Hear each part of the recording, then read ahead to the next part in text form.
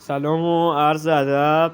امروز اومدیم با آنباکسینگ یک دستگاه بیسکویت آوند کاکائویی بریم ببینیم که توش چی میتونه باشه.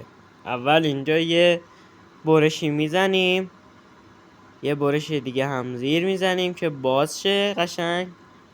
بعد امیدواریم که یه چیز خوب توش باشه، یه چیزی که فالوورها دوست داشته باشه.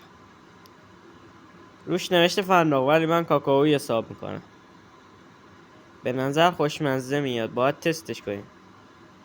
درشو وا میکنیم. باید درش وا نشد، درش در حال باز شدنه.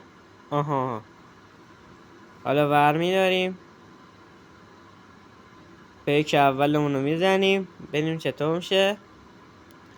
بله، واقعا مزه کاکائو میده، واقعا مزه کاکائو میده. تا آنباکس کنیم بعد بدرود.